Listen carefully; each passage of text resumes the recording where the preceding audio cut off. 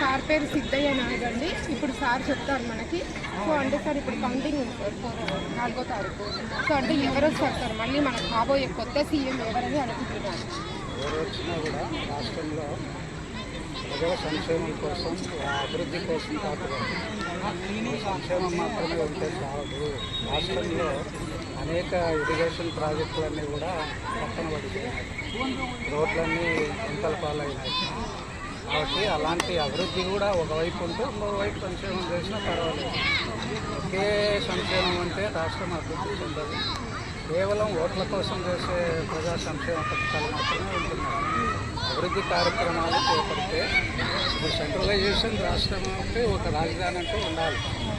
ఆ తర్వాత డిసెంట్రలైజేషన్ ప్రతి జిల్లాకు ఆ జిల్లాకు అవసరమైనటువంటి వనరులను దృష్టిలో ఉంచుకొని ఆ జిల్లాల అభివృద్ధికి పాటుపడాలి.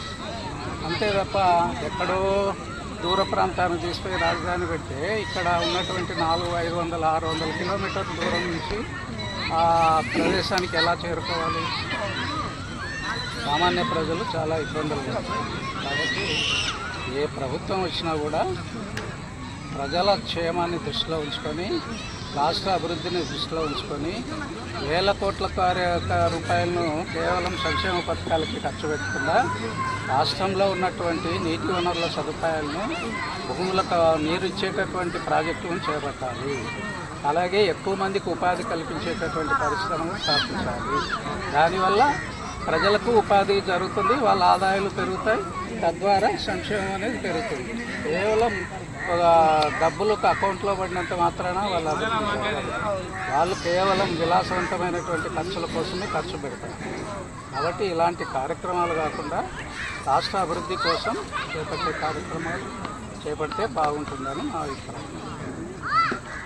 సో చూసారు కదండి సార్ అభిప్రాయం ఎలా చెప్పారో. సో ఎవరు వచ్చినా పర్వాలేదు, ప్రజలకు మంచి జరగాలనేదే అందరూ కోరుకుంటున్నాము. సో సిగ్గుల గౌరి అనంతపూర్. తప్పకుండా నా వీడియోలు లైక్ షేర్ చేసి మీరు చూసి సబ్స్క్రైబ్ చేసుకోండి ఫస్ట్.